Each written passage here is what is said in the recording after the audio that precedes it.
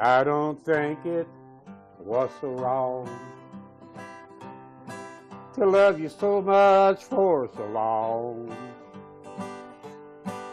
When you think about how much I love you, yeah. But I didn't think it was so right. Your family got so uptight, asking you if I was all that you could give. Well, I don't think that they understood how love between us could be this good. Perhaps they've never found someone like you. But there's no way they want to end their jealousy. The only magic is in love that will set you free and fill your lonely life with things to do. So I don't think it was so wrong to love you this much for this long. If you think about how much I love you, yeah.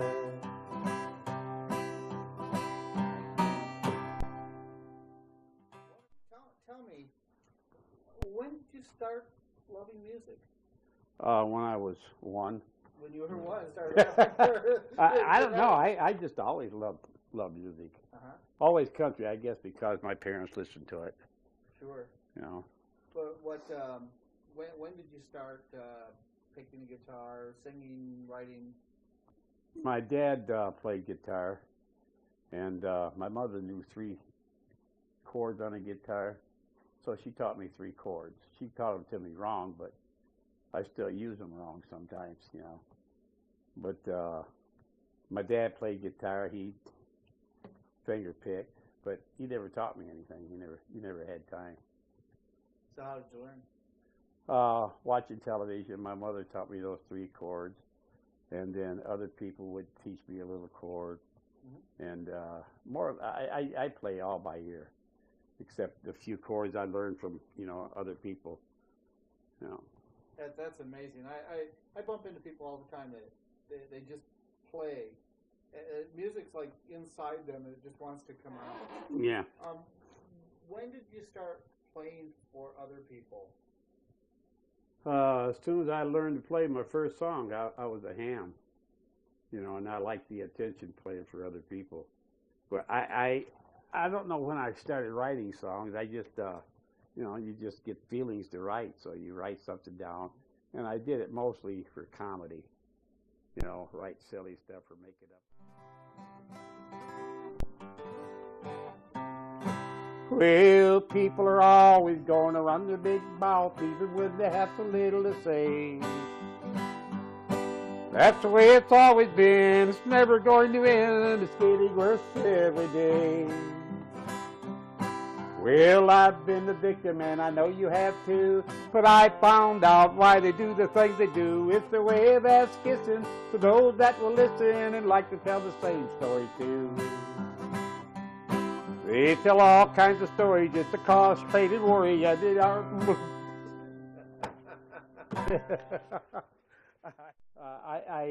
I wrote songs, parts of them. I write songs if I'm mad at somebody. I might write a song about them and not put their name in it, but or if something happened and not complete the song to maybe 7 or 8 years later or 10 years later. So I don't remember how I write them, unless certain songs that I write that I remember when I wrote. Sometimes I'll write a song in a half hour or an hour, Well, I was born in Indiana, but my dad was from Kentucky, my mother from Indiana, and we moved up here when I was, I don't know, 3, 4, 5 years old in Michigan, and lived in Michigan for about 10 years, and went to Indiana, opened up the business, gas stations, chickens. I don't know. I've always worked with my hands, but I knew a guy that did cabinet work, and I wanted to learn it. So I worked for him for $5 a week because I wasn't doing much then anyway. And so after about 3, 4, or 5 weeks, I started building cabinets on my own. And the first 2 jobs weren't so beautiful, but they worked, you know. And they were for friends, and, you know, it looked good enough.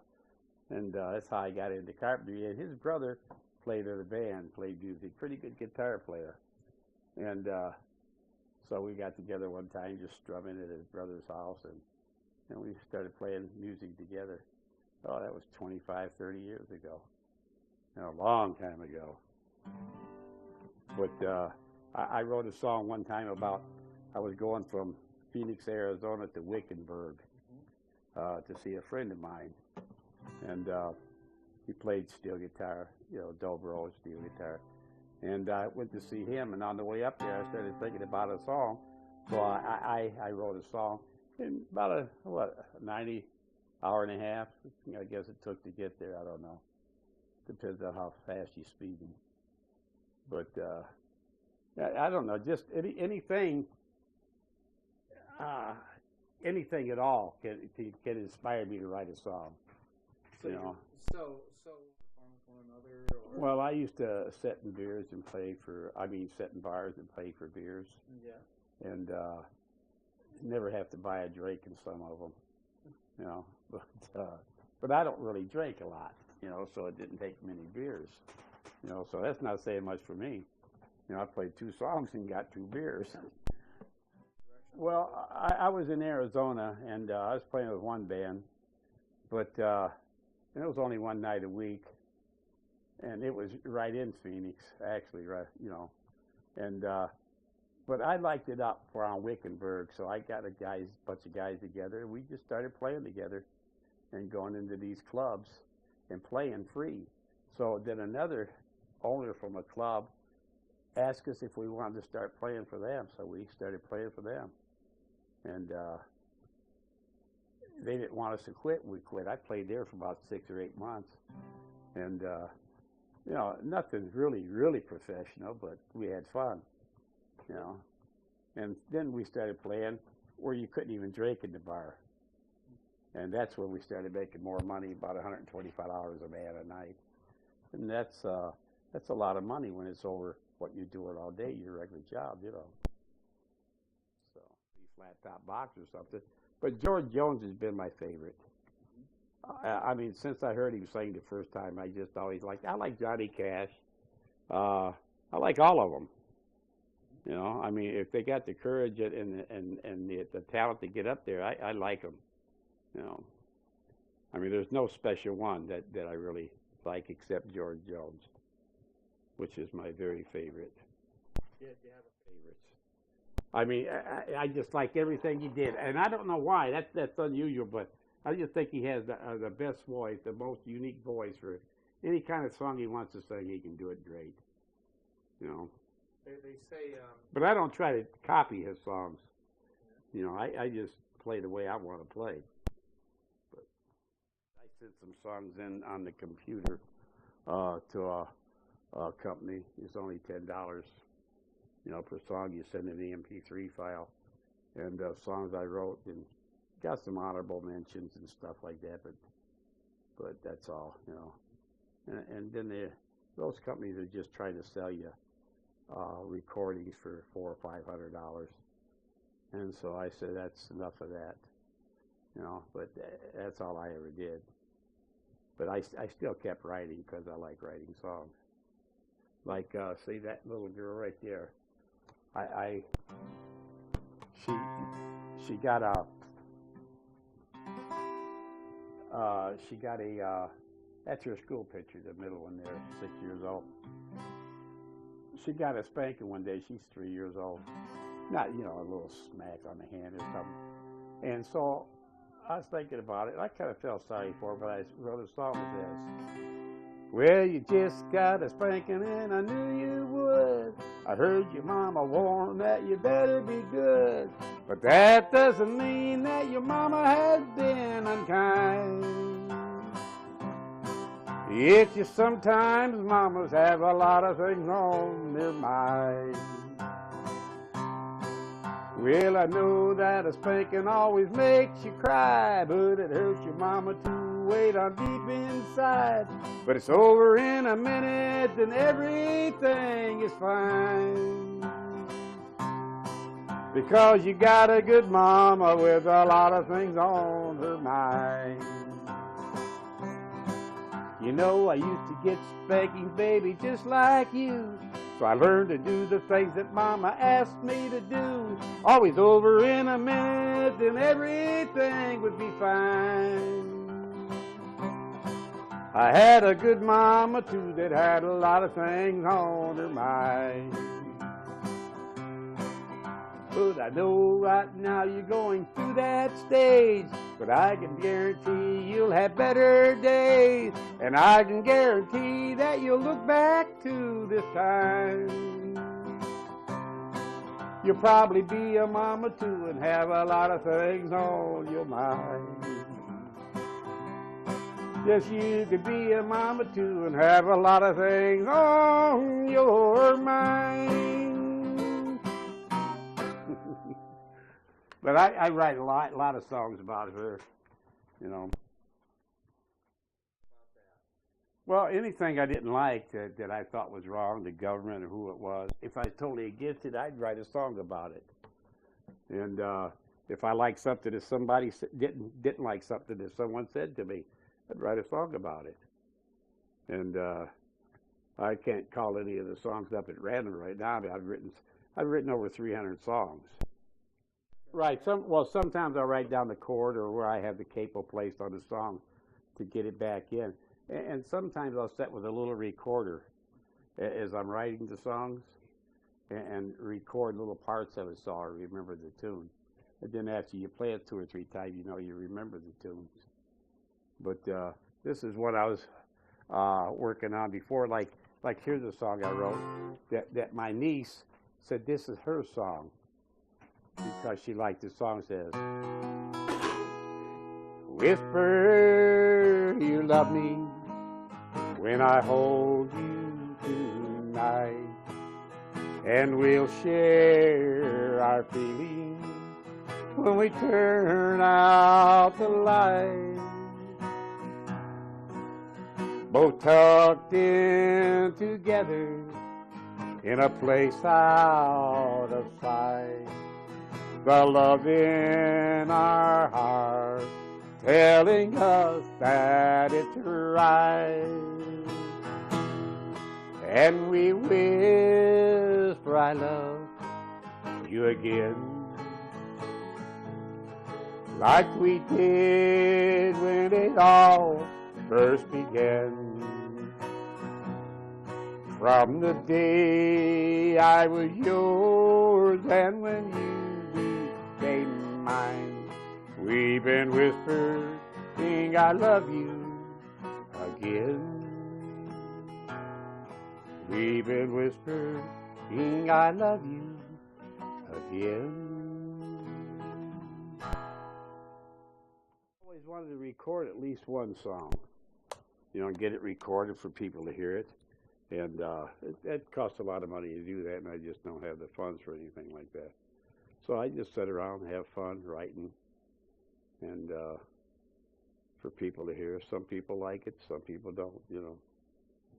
But I wrote a song about one time about, I wasn't really married to her, but wrote one about this girl. I was thinking about her. Says, well, my baby just keeps on a walking, trying to leave her past. But I know it will never happen. She can't walk that fast. But she keeps telling that story of how bad her life has been. And she never tries to make changes, but does the same things over again. And baby, when you're all alone, and maybe you want to come back home to love me like you used to do, well then baby, I'll be here waiting for you.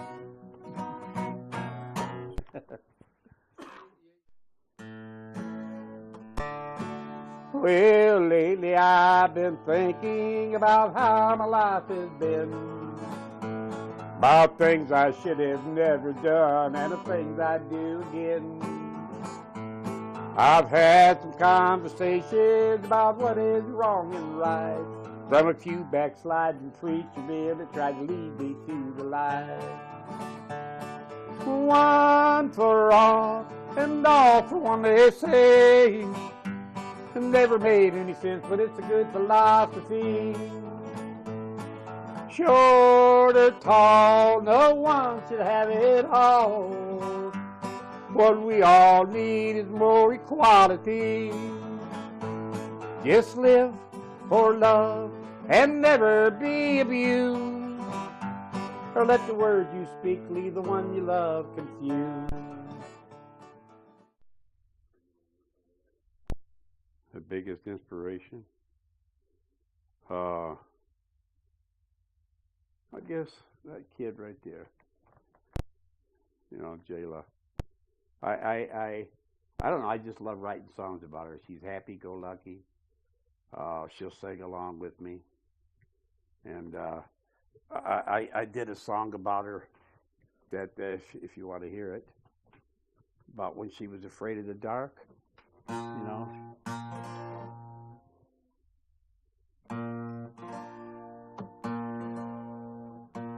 When it's time to go to bed, before you lay down your little head, you wonder if any monsters are hiding there.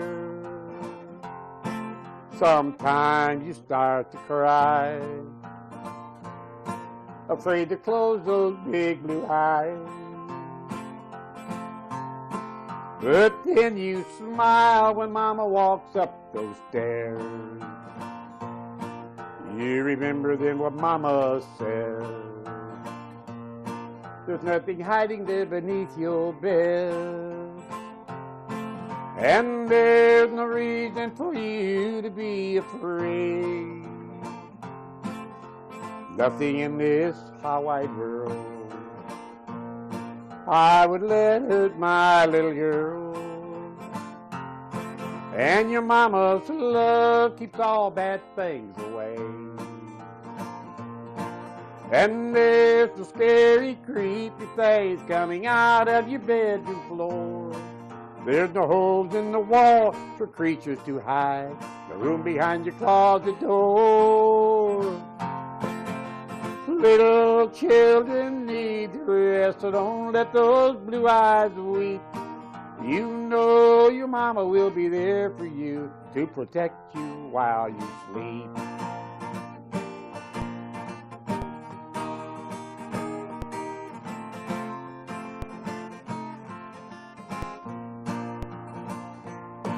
Mama's kiss closes your blue eyes, and you know that she'd never lie. There's nothing here that you need to fear. Her warm kiss comes again, with a hug that tucks you in. Now you feel safe just knowing that she's dear. You listen as Mama goes, and settle down from head to toe. Thankful for her love that ease your mind, and soon your dreams will come again, to take you places you've never been. And you'll feel safe just knowing she's close behind, and that there's not any creepy things coming out of your bedroom floor. No holes in the wall for monsters to hide, the room behind your closet door. Little children need to rest, so don't let those blue eyes weep. You know your mama will be there for you to protect you while you sleep.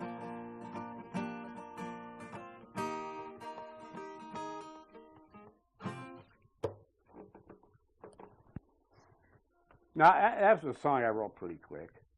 Yeah. Yeah, it took 11 years, and no. I'm thinking if you had to go back and do it again, would music be a bigger part? What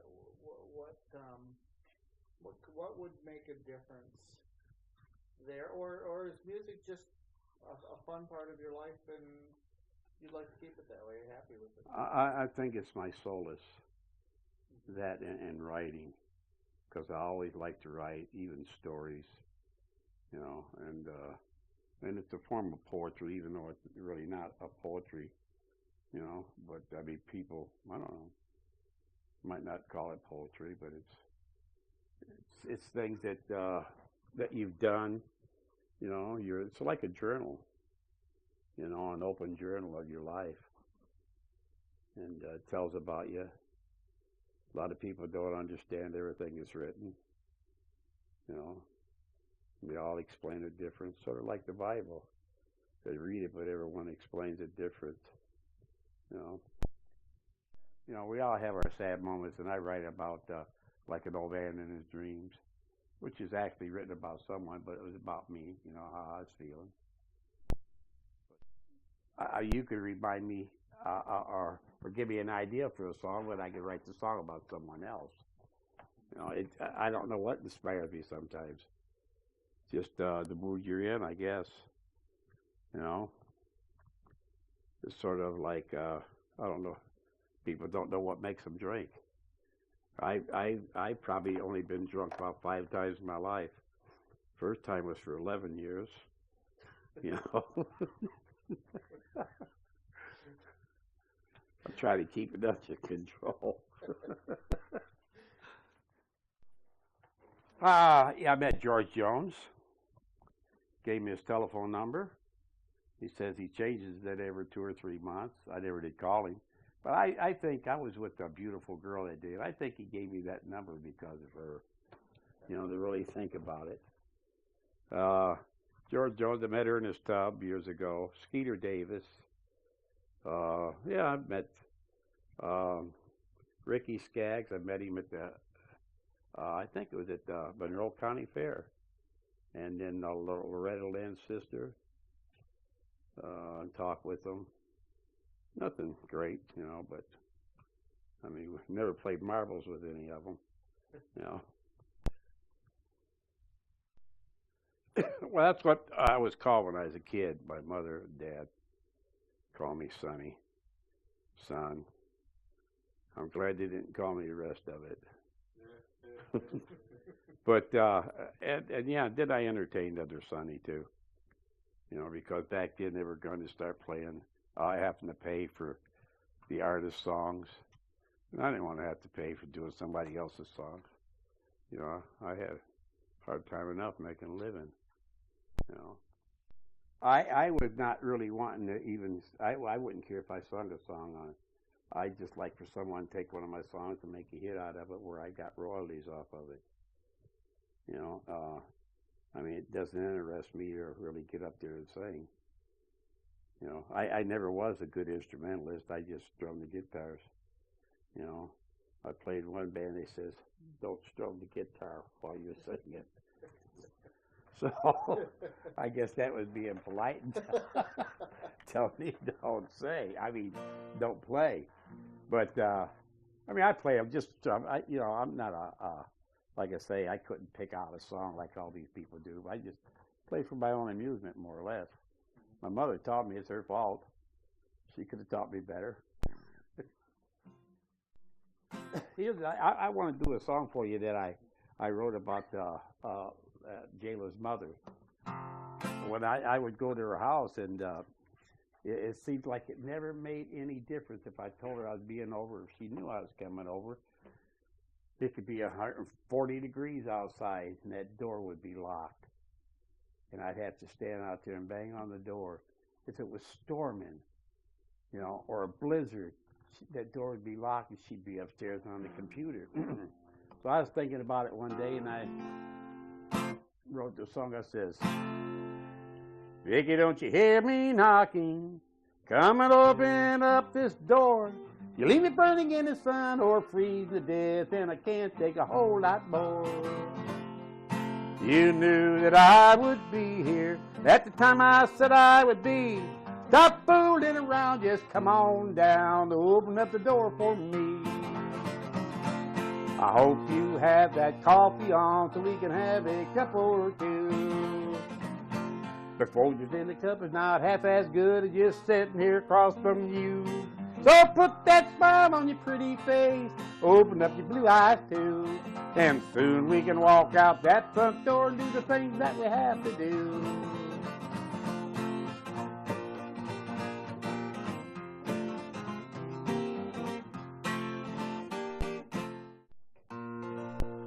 This is kind of religious, but and I wrote this song about because I was thinking of a couple people, you know, and one of them was a hypocrite, you know, and one of them thought they knew everything. So I said, why do you do those things you do when you know God is there watching you? And He gave His only Son to keep you strong. And you should know one single prayer cannot trick God to believing you care.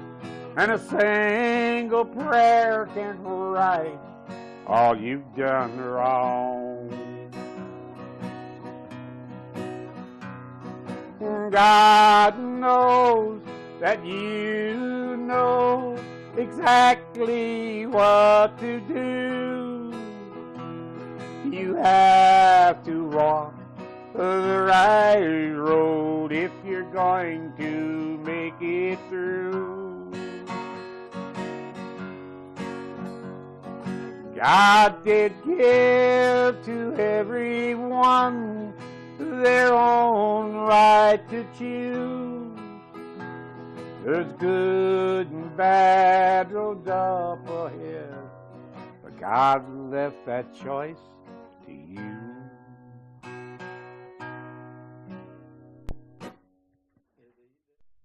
Oh yeah, I believe in God, you know, right or wrong, I believe in it and in Him, but